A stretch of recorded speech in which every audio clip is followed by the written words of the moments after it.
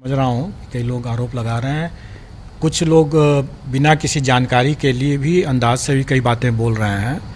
सब लोगों को ये समझना होगा कि ये जो चयन की प्रक्रिया है, इसमें हम लोग जो परीक्षा फल निकाले हैं वो सशर्त है, कंडीशनल है। ये हमारे चयन की प्रक्रिया का एक पार्ट है कि हम पहले मेरिट लिस्ट के हिसाब से अपना रिज़ल्ट निकालें जो कंडीशनल है, और इसके बाद ये डॉक्यूमेंट वेरिफिकेशन होगा जो कि चल रहा है। लोगों की यह शिकायत जैसे सुनने में आ रही है कि बहुत से फर्जी भी इसमें सम्मिलित हो गए हैं, तो इसी को तो बाहर करने के लिए डीवी चल रहा है। हम भी तो यही चाहते हैं कि जो फर्जी हैं वो बाहर हो जाएं, और इसीलिए वो डीवी चल रहा है। और डीवी के दौरान जो लोग गलत पाए जाएंगे वो उछड़ जाएंगे। हमारा काम ये था कि जो भी लोग अभ्यर्थी ने जो दावा किया, उस दावा के आधार पर हमने एक मेधा सूची बनाया। अब उस मेधा सूची के आधार पर उसका दावा कितना सही है कितना गलत है, इसकी ही जांच अब चल रही है। स्वाभाविक है कि जो सही पाए जाएंगे उनका योगदान स्वीकृत हो जाएगा, जो नहीं सही पाए जाएंगे उनका नहीं योगदान स्वीकृत होगा। तो अब इस पर अगर किसी को कोई विवाद है, कहना है, कुछ शिकायतें जैसे आ रही हैं कि गलत सर्टिफिकेट होने के बावजूद भी, जैसे बीएड का सर्टिफिकेट होने के बावजूद भी प्राथमिक में आ गया। तो लोगों को ये नहीं भूलना चाहिए कि जो करीब 10,000 लोग ऐसे भी थे अभ्यर्थी जिन्होंने बीएड और डिप्लोमा दोनों कर रखा है। अब अगर किसी ने अगर गलत तरीके से अगर दावा कर दिया कि वो हमारा जो है बीएड है, डिप्लोमा है हम, और डिप्लोमा का सर्टिफिकेट उसका नहीं है, तो वो बाहर हो जाएगा। तो स्वाभाविक है कि ऐसे मामले जो होंगे वो छंटेंगे। और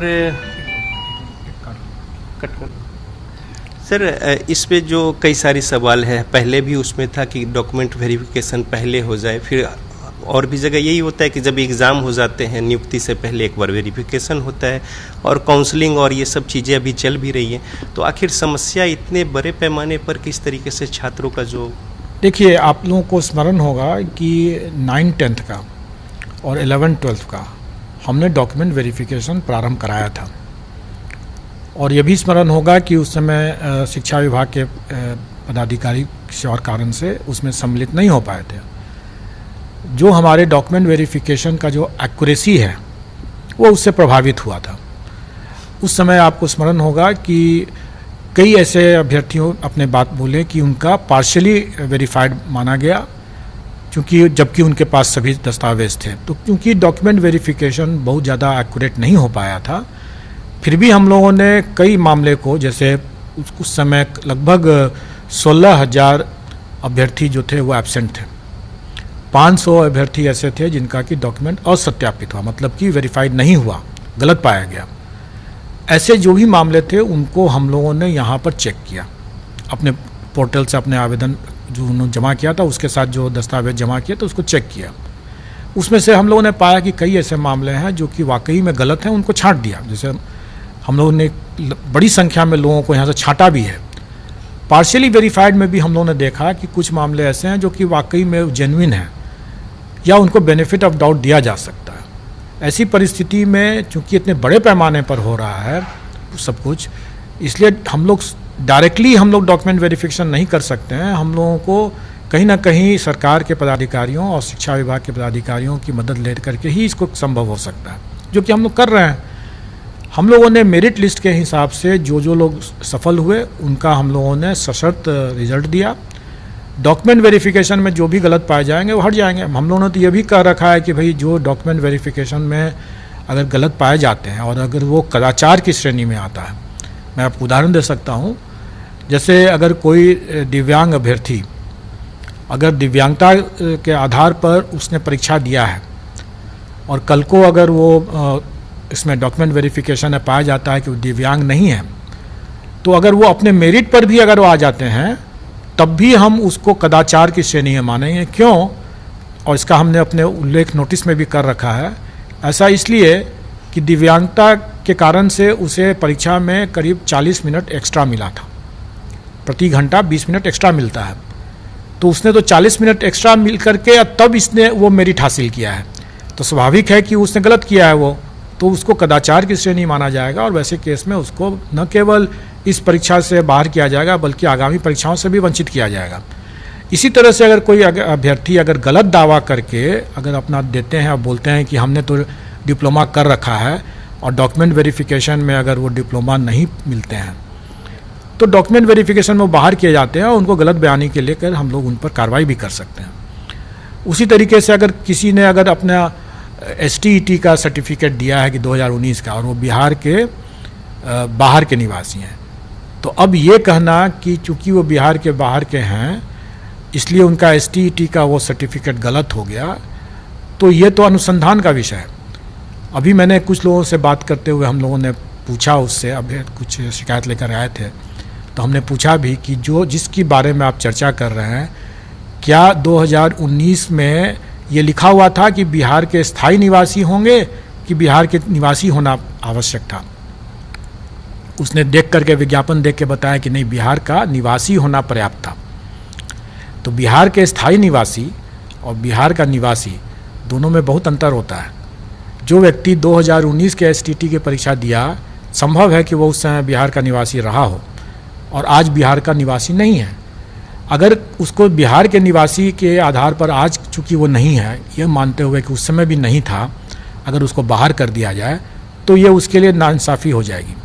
उसका सही तरीका यह है कि आज की तारीख पर उसको स्वीकृत करते हुए, मान्य करते हुए फर्दर उस पर इन्वेस्टिगेशन हो, अनुसंधान हो, जांच किया जाए कि वाकई में वो उस समय बिहार का निवासी था क्या नहीं था। और जब वो जांच का जब आएगा रिजल्ट, उसके आधार पर उसका अगर पाया जाए कदाचारी निकला तो उसकी STET की परीक्षा वो बाधित हो जाए, उसका परीक्षाफल प्रभावित होगा तो उस समय बाहर हो जाएगा वो। लेकिन आज की तारीख पर उसके पास में अगर जायज़ STET का प्रमाण पत्र है तो सिर्फ आशंका के आधार पर उसको बाहर नहीं किया जा सकता है। तो जो काउंसलिंग हो रही है डिस्ट्रिक्ट्स में, तो ये उम्मीद कुछ बच्चे रख सकते हैं कि जो अगर वहाँ पे कुछ गलत होता है तो जो वेटिंग लिस्ट के जो लोग हैं उनको चांस मिल सकता है। बिल्कुल, हम लोगों का हमेशा से ये प्रयास रहा और ये पूर्व की परिपाटी भी रही है कि जब भी हम डॉक्यूमेंट वेरिफिकेशन करके सरकार को लिस्ट देते हैं, चूँकि उन सब मामलों में हम लोग सीधे अपना डॉक्यूमेंट वेरिफिकेशन कर लेते हैं, छोटी संख्या रहती है। इसमें अब चूँकि बड़ी संख्या है इसलिए डॉक्यूमेंट वेरिफिकेशन अब सरकार के स्तर से वहाँ पर हो रहा है। तो जब भी कोई सरकार के समक्ष जब जाता है मामला योगदान के समय और पाया जाता है कि वो गलत है, तो सरकार हमारे पास वापस भेजती है और हम लोग उस पर पूरक अपना सप्लीमेंट्री रिजल्ट देते हैं। और वो हम लोग इस मामले में भी देंगे। अभी हमारी शिक्षा विभाग के साथ वार्तालाप हो चुका है, उनका पत्र भी आ चुका है और हम लोग इस बारे में बहुत स्पष्ट हैं कि जो भी इसमें वैकेंसी क्रिएट होगा डॉक्यूमेंट वेरिफिकेशन के कारण से भी, जो ड्रॉप आउट्स होंगे या जो एक से अधिक जिनका परीक्षा फल मिला हुआ है उसमें भी जो कोई एक ही नौकरी करेंगे, तो जो भी वैकेंसी बचेगा वो सारी वैकेंसियों को जोड़ करके हम लोग उसका सप्लीमेंट्री रिजल्ट देंगे। और मैं यहाँ पर इस बात को भी और स्पष्ट कर देना चाहूँगा कि मान लेंगे सप्लीमेंट्री रिजल्ट हम लोग देते हैं 5-6 हज़ार 7 हज़ार जितने लोग निकलता है उतना देते हैं, तो उनका भी इसी प्रक्रिया के तहत DV होगा, डॉक्यूमेंट वेरिफिकेशन होगा। और अगर उसमें भी अगर फिर से कोई अगर गलत पाए जाएंगे तो छँटेंगे और छँटने के बाद जो मान लीजिए 400-500 फिर से वैकेंसी क्रिएट होगा तो हम फिर से सप्लीमेंट्री निकालेंगे। कहने का मतलब यह है कि ये प्रक्रिया सतत चलेगा जब तक कि हमें सही तरीके से डॉक्यूमेंट वेरिफिकेशन के बाद सही तरीके से सही लोग जब तक योगदान पूरा नहीं कर लेते हैं तब तक हम लोग सप्लीमेंट्री रिजल्ट निकाल करके उसको भरेंगे।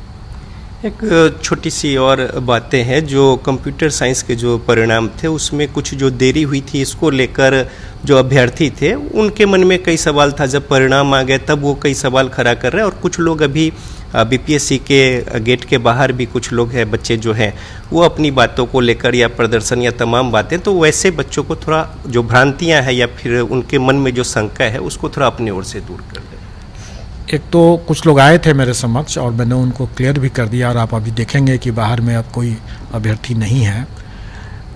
उनकी शंकाओं का समाधान हमने कर दिया। फिर भी आपके चैनल के माध्यम से मैं बताना चाहूँगा कि जो भी शंकाएं हैं सिर्फ इसी कारण से है कि अगर फर्जी का चयन नहीं होता तो उनका चयन हो सकता था, क्योंकि वो मेरिट में शायद नीचे है, थोड़ी से नीचे है और उनका संभव था कि हो सकता था और यही आशंका थी। तो वो चाहते हैं कि फर्जी अभ्यर्थी जो चयन हो गए हैं उनको बाहर कर दिया जाए, तो वही तो हम कर रहे हैं। आखिर डॉक्यूमेंट वेरिफिकेशन का प्रोसेस भी तो इसीलिए है ना कि जो फर्जी जो कर चुके हैं, जिन्होंने जो दावा किया, हम उस दावा के आधार पर हम लोगों ने किया और उसका मेरिट लिस्ट बनाया, और अब हम उसका सेकंड फेज में उसका डॉक्यूमेंट वेरिफिकेशन चल रहा है। जो फर्जी होंगे बाहर हो जाएंगे, और जब बाहर होंगे तो जो वैकेंसी होगा हम भरेंगे उसको पूरक से।